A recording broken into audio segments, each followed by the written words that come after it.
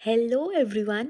आज हम करेंगे कुछ इम्पोर्टेंट क्वेश्चंस और कुछ one liners on the chapter life processes class 10th। Board exams आने वाले हैं, थोड़ी सी तैयारी करनी है और अच्छे से मार्क्स लाने हैं। मेरा बेसिक ये मोटिव है कि मैं ऐसे टॉपिक्स कवर करूं जो मोस्ट प्रोबेबली एग्ज़ाम्स में आते ही आते हैं, और उस टॉपिक को ऐसे कवर किया जाए कि हमारे सारे के सारे उस टॉपिक में से क्वेश्चंस कवर हो जाए और वो टॉपिक फुल कंप्लीटली उसका आपके दिमाग में एकदम चीनी की तरह घुल जाए। ठीक है। सो बिना टाइम वेस्ट किए, बिना इधर उधर की बातें किए, हम पहले क्वेश्चन की तरफ जाएंगे। और पहला क्वेश्चन है, the gland that secretes saliva. ऐसा कौन सा ग्लैंड है जो सलाइवा सिक्रीट करता है? So the very obvious answer that is salivary glands. Salivary glands activate हो जाते हैं जब हम खाना खाएंगे और खाना हमारे मुंह के अंदर जाता है तो सलाइवा सिक्रीट होता है, खाने को ब्रेक डाउन करता है। ठीक है। The enzyme that breaks down starch into simple sugar. अब हम जो खाना खा रहे हैं वो कॉम्प्लेक्स शुगर है, राइट।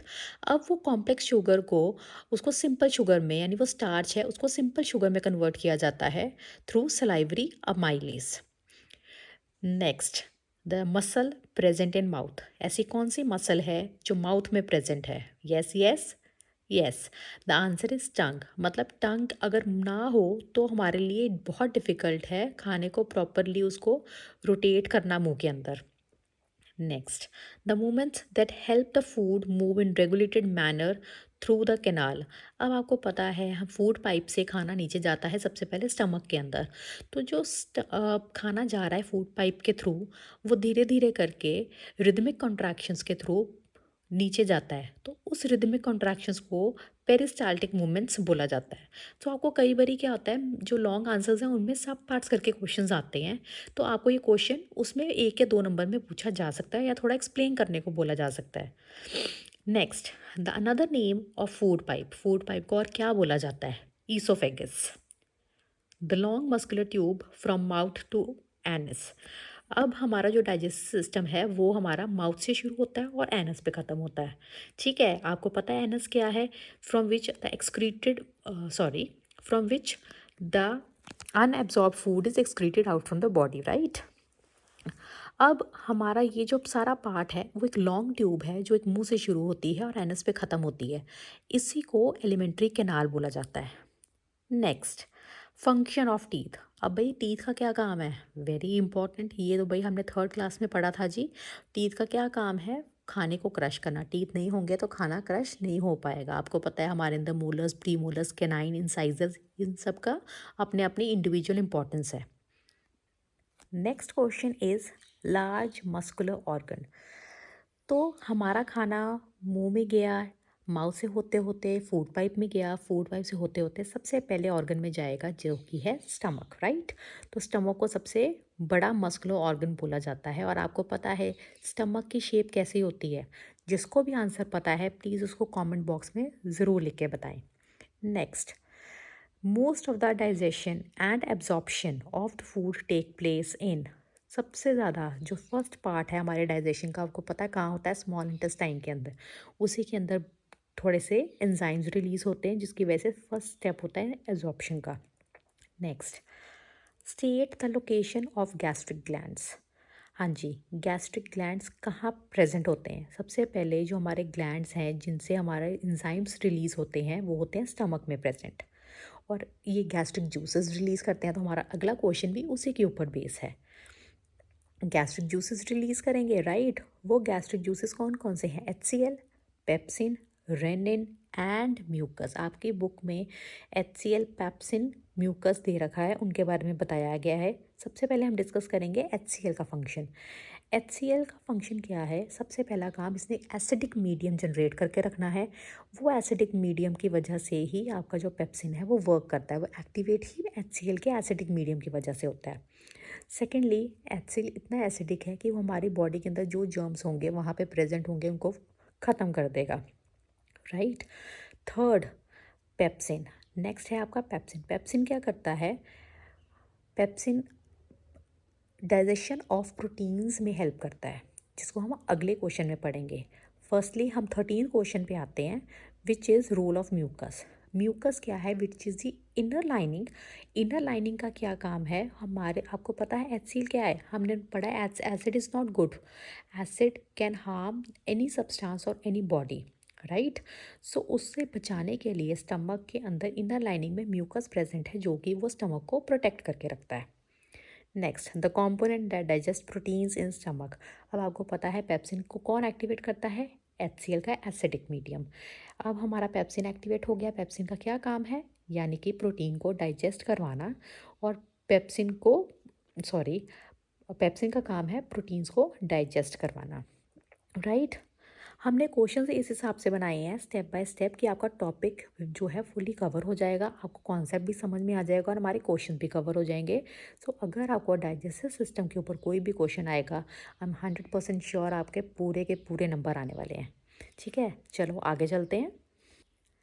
हमारा अगला क्वेश्चन है, how long does the food stage in the stomach. अब आपको एक नंबर में ये क्वेश्चन आ सकता है कि जो खाना है हमारे स्टमक में कितनी देर के लिए रहता है। उसका आंसर है अप्रॉक्सीमेटली 3-4 घंटे के लिए, क्योंकि उसका जो डाइजेशन है वो वहाँ पे कम्प्लीटली धीरे धीरे होता है। Next, longest part of alimentary canal. बिल्कुल करेक्ट क्वेश्चन है। मतलब एलिमेंट्री कैनाल क्या है, डाइजेस्टिव सिस्टम के अंदर जो लॉन्ग ट्यूब है which is running from the mouth to the anus, right.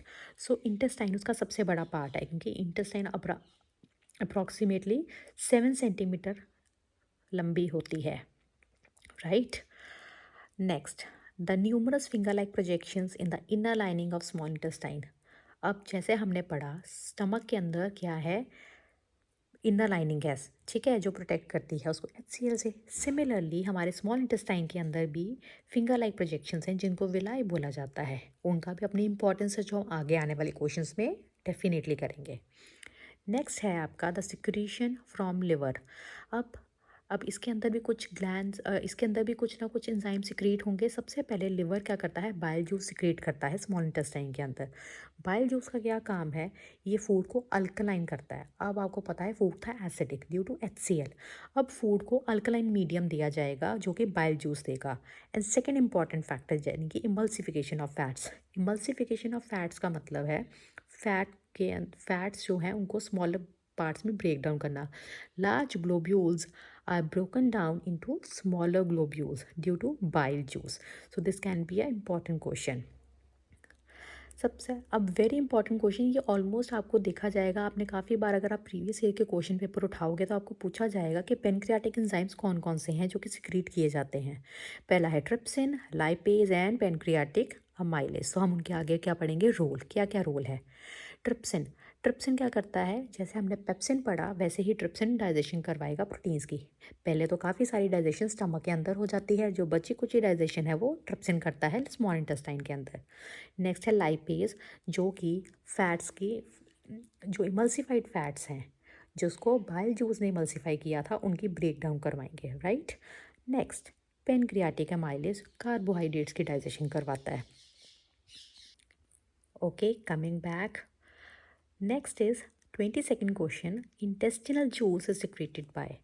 अब स्मॉल इंटेस्टाइन के अंदर बाकी सारे जो जूसेस जो इंजाइम्स आ रहे हैं वो दूसरे ऑर्गन से आ रहे हैं, बट इंटेस्टाइन का स्मॉल इंटेस्टाइन अपना एक खुद का ग्लैंड है उसके अंदर प्रेजेंट जो कि इंटेस्टिनल जूस सिक्रीट करता है, ठीक है।